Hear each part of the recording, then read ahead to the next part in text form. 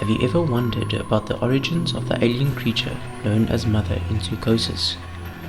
You might have stumbled upon a chilling secret in Doc's research room. Inside, you find a chart that drops some serious lore about this monstrous entity. Turns out, the Mother was discovered buried beneath the ice in Greenland. Based on the depth where she was found, scientists estimated her age to be at least 8,000 years old. But it doesn't stop there. The researchers began theorizing that she might be far older, through something called biological conjugate chemistry.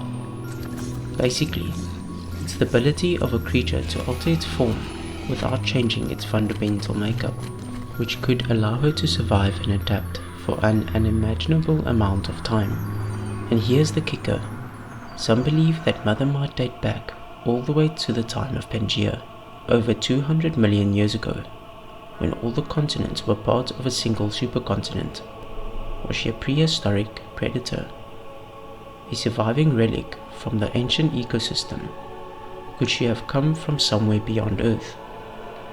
Now, here's where Zoochosis lore gets even crazier. In the secret research room, there's a file sitting on one of the desks, titled Lost Planet. This subtle yet ominous hint details at something huge.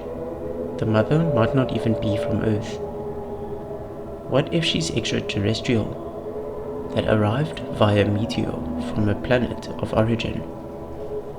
That could make her not just ancient, but otherworldly, a terrifying ancient entity that's been on Earth for potentially millions of years. The Mother was discovered in 1967 beneath Greenland's ice. From there, she was exported to Pine Valley Zoo, where she became the subject of Dr. Oliver's twisted experiments. For 27 years, Oliver studied her, pushing the limits of science and mortality, but at a steep cost. His experiments led to the deaths of countless humans and animals, all sacrificed in the name of uncovering the secrets of this alien organism. It's a chilling thought. Was the Pine Valley Zoo nothing more than a front for studying an alien lifeform? And how many people were silenced to keep the secret buried? In the top left corner, it speculates that Mother's evolutionary code isn't just a mashup of earthly creatures like a Venus flytrap, spider, and snake.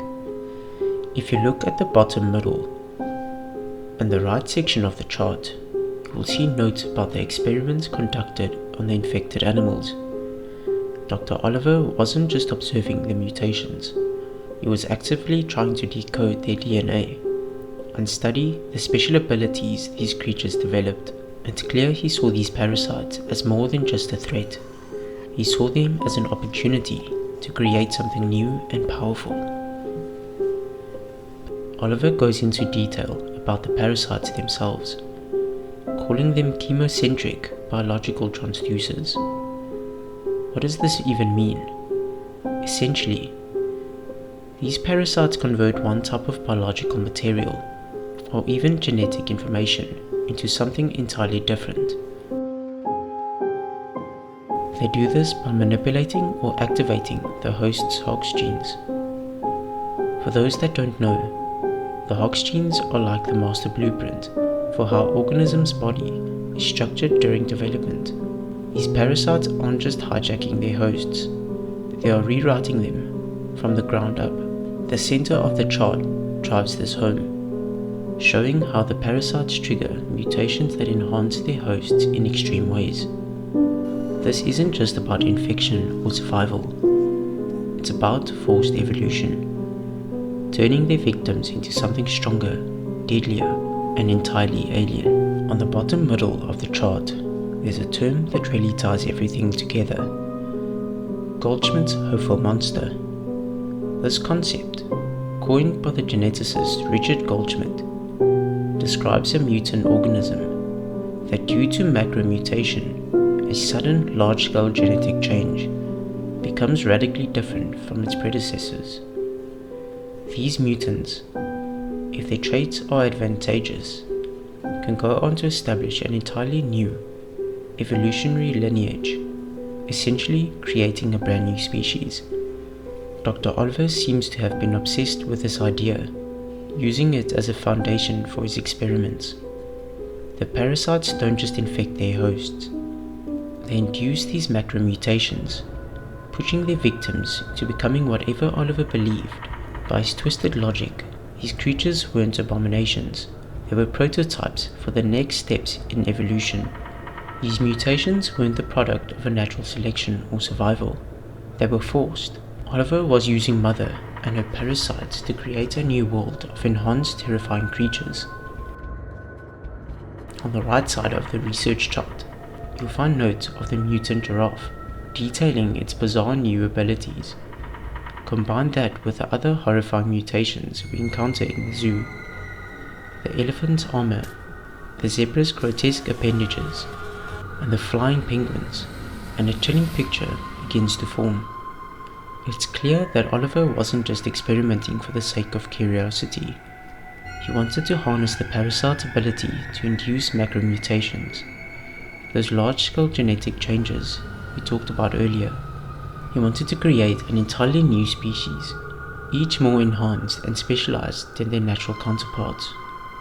Think about it: stronger, faster, and more adaptable creatures, each one tailored by the parasite to survive in ways nature never intended. Oliver wasn't just studying evolution, he was trying to rewrite the rules. Using the Mother and her parasites as tools to forcefully evolve life on Earth. This aligns perfectly with the term Goldschmidt's Hofer monsters. These mutations weren't random incidents, they were deliberate attempts to fast-track evolution, to create creatures that could outclass anything in the natural world. I'd love to hear your thoughts, so drop a comment below and let's keep the discussion going. If you enjoyed this video, don't forget to give a thumbs up and hit that subscribe button. For more gaming content and recaps, turn on notifications so you don't miss an update. Thanks for watching, and we'll see you in the next one.